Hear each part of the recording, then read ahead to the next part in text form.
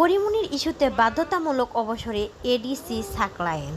ঢাকা মহানগর পুলিশের ডিএমপি গোয়েন্দা বিভাগের ডিবি সাবেক অতিরিক্ত উপপুলিশ কমিশনার এডিসি মোহাম্মদ গোলাম সাকলায়েনকে চাকরি থেকে বাধ্যতামূলক অবসরে পাঠিয়েছেন সরকার। চিত্রনায়িকা পরিমণির সঙ্গে বিবাহ বহির্ভূত অনৈতিক সম্পর্ক এবং এ কারণে সরকার ভাবমূর্তি ক্ষুণ্ণ হওয়ার অভিযোগে প্রমাণিক হওয়ায় তার বিরুদ্ধে এ ব্যবস্থা নেওয়া হয়েছে।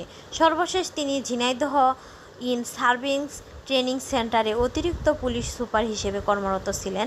বৃহস্পতিবার স্বরাষ্ট্র মন্ত্রণালয়ের শৃঙ্খলা 2 শাখা থেকে জারি করা এক প্রজ্ঞাপনে এ তথ্য জানানো হয়। রাষ্ট্রপতি আদেশক্রমে প্রজ্ঞাপনে এই করেন স্বরাষ্ট্র মন্ত্রণালয়ের সিনিয়র সচিব মঞ্জুর মোর্শেদ চৌধুরী। প্রজ্ঞাপনে বলা হয়, ডিএমপি ডিবির গুলশান বিভাগের এডিসি হিসেবে দায়িত্ব পালনের সময় মোহাম্মদ গোলাম সাকলায়েন চিত্রনায়িকা পরিমণির সঙ্গে অনৈতিক বহির্ভূত ঘনিষ্ঠ সম্পর্ক গড়ে তোলেন। পরিমণির সঙ্গে তার বহির্ভূত সম্পর্ক জন্মদিন উদযাপন এবং সরকারি বাসভবনে স্ত্রীর অনুপস্থিতিতে সময় কাটানোর বিষয়টি বিভিন্ন গণমাধ্যমে প্রকাশিত হয়। এতে সরকার ভাবমূর্তি ক্ষুণ্ণ হয়েছে বলে প্রজ্ঞাপনে উল্লেখ করা হয়। এ ঘটনায় 2023 সালের 20 ফেব্রুয়ারি সরকারি কর্মচারী শৃঙ্খলা ও আপিল বিধিমালা 2018 অনুযায়ী অসদাচরণের অভিযোগে তার বিরুদ্ধে বিভাগীয় মামলা করা হয়। পরে অভিযোগের জবাব, ব্যক্তিগত শুনানি ও তদন্ত শেষে তদন্তকারী কর্মকর্তা অভিযোগ প্রমাণী